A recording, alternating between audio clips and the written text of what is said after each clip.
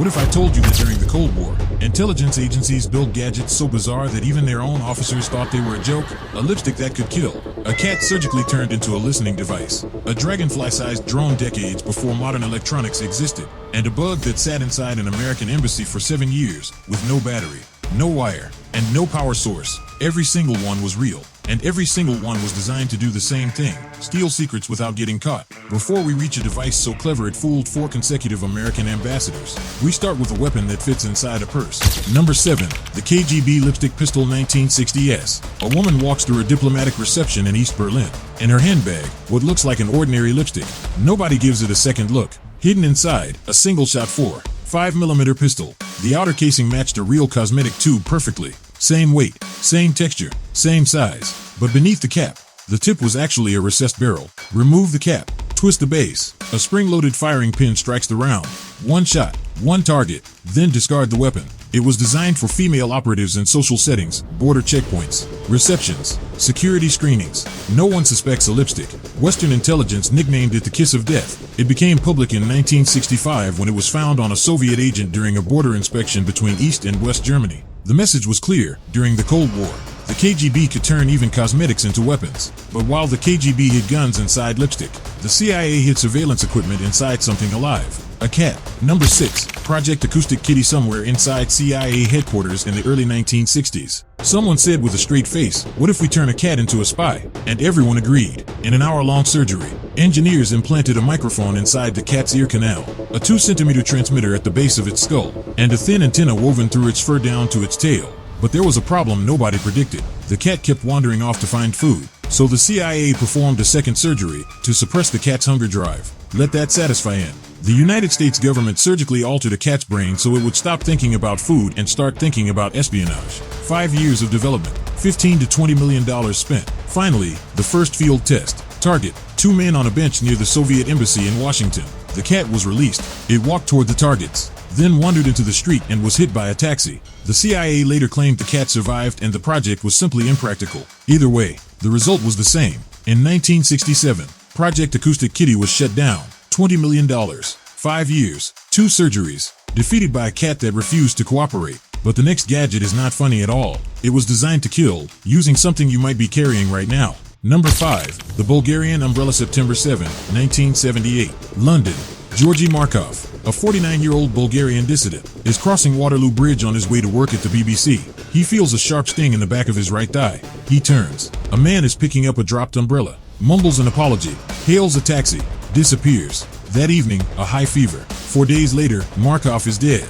Investigators found a metal pellet in his thigh. Just one, 52 millimeters wide, made of 90% platinum, 10% iridium. Inside, 2 microscopic cavities drilled in an X-shape, filled with ricin, twice as deadly as cobra venom. No known antidote. The pellet was coated in wax designed to melt at body temperature, 37 degrees, slowly releasing the poison into his bloodstream. The weapon, an ordinary-looking umbrella concealing a compressed air mechanism, developed at the KGB's Laboratory Number 12, known as the Chamber. The date was no coincidence. September 7th was the 67th birthday of Bulgaria's dictator Todor Zhivkov.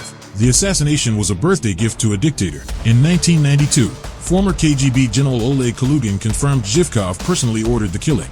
Markov died because he told the truth about a regime that did not want it told, and he was killed by an umbrella. But not every spy gadget was designed to kill. Some were built to find people, using something you cannot see, cannot touch, and cannot fake: your smell. Number 4. The Stasi scent jars. East Germany. Stasi did not just collect fingerprints or photographs. They collected human scent. Agents placed yellow cloth pads on chairs, under cushions, and inside interrogation rooms. The cloths absorbed each person's unique body odor. Then they were sealed in labeled glass jars and stored in scent archives across East Germany. If authorities needed to find someone later, weeks, months, even years, they opened the jar and presented it to specially trained German Shepherd tracking dogs. The dog memorized the scent, then followed a live trail to find the person. No electronics, no computers, just glass, cloth, and a dog's nose. But the terrifying part was the scale. Thousands of jars, cataloged, archived, an entire government systematically storing the smell of its own citizens. Behind this system, 90,000 full-time officers and 170,000 informants, monitoring 16 million people. 1 in every 63 citizens was either an officer or an informant. Your neighbor, your colleague, your spouse. Any of them could have been reporting on you. The jars were discovered after the Berlin Wall fell in 1989. biological identification decades before biometrics existed. So disturbing it sounds like fiction, but every jar was real. And while the Stasi archived human scent, the CIA was building something that sounded equally impossible, a machine the size of an insect that could actually fly. Number 3, the Insectothopter. Remember, this was the 1970s. Computers filled rooms, mobile phones did not exist, and the CIA built a spy drone the size of a dragonfly.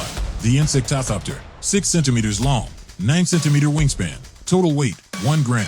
Lighter than a paperclip. A watchmaker built the prototype because no one else had the precision. Inside, a miniature fluidic oscillator that drove the wings up and down, mimicking real dragonfly flight. Gas propellant powered the system, with excess gas vented out the rear for thrust. A laser beam from the ground steered the craft and served as a data link for the onboard acoustic sensor. Why a dragonfly? They hover, glide, fly backward, and exist on every continent except Antarctica. Their presence would never seem suspicious. The team originally considered a mechanical bumblebee, but its erratic flight made control impossible. An amateur entomologist on the team suggested a dragonfly, under ideal conditions, 200 meters range, 60 seconds airborne. But one problem killed the project: wind. Even a light breeze pushed the 1-gram craft completely off course. The technology worked. The environment did not. The prototype survives today at the CIA Museum in Langley, Virginia, a machine from the 1970s that still looks like it belongs in a science fiction movie.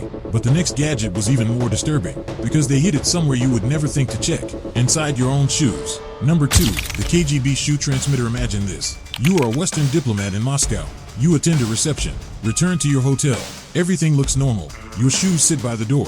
You put them on the next morning. From that moment, every word you say is transmitted to the KGB. The KGB installed hidden transmitters inside the heels of dress shoes, microphones, batteries, radio transmitters, all inside a single heel. Agents accessed the target's shoes during hotel stays or events, took them, opened the heel, installed equipment, reassembled, returned, all before the owner noticed. Now the victim carried the bug everywhere: private meetings, embassy offices, classified briefings. And here's why it was genius. Counter-surveillance teams swept rooms, checked walls, inspected telephones, searched under desks. They looked everywhere except down. The bug was not in the room. It was on the person. Every step the diplomat took brought the KGB closer to their secrets, and the victim never knew. The discovery forced Western embassies to implement entirely new protocols, not just for rooms, but for clothing and footwear. It was devastatingly simple. Turn a person's own shoes into a weapon against them, and let them carry it willingly.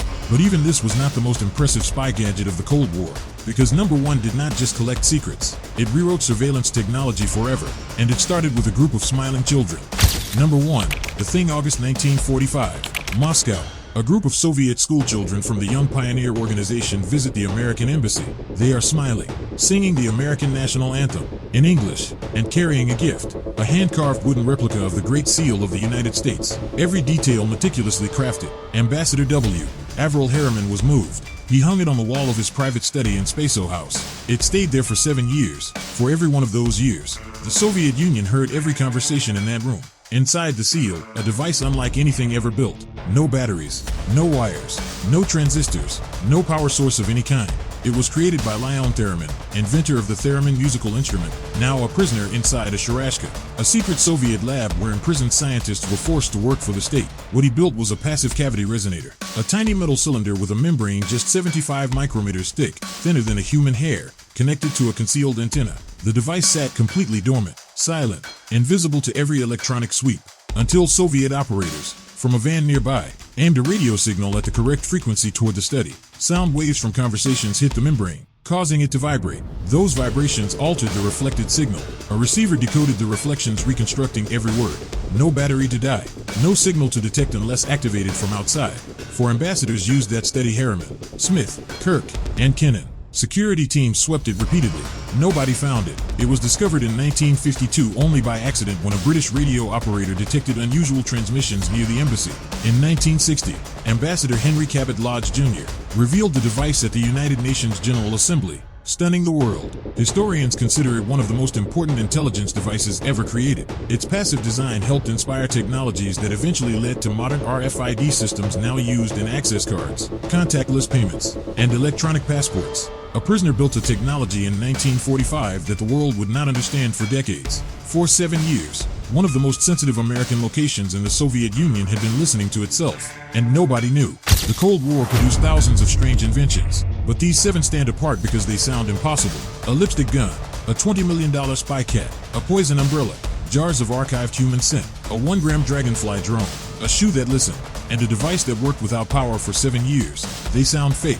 Every single one was real. And they raise one uncomfortable question: what are intelligence agencies building right now that will sound just as impossible 20 years from today? Which gadget shocked you most? Tell us in the comments. Subscribe to Ex-Military and hit the bell so you never miss our deep dives into military history, intelligence operations, and the technology behind them. Before you go, what you just watched is only part of the story. There are more Cold War weapons, even stranger, even more terrifying than these. If you haven't seen it yet, click this video right now.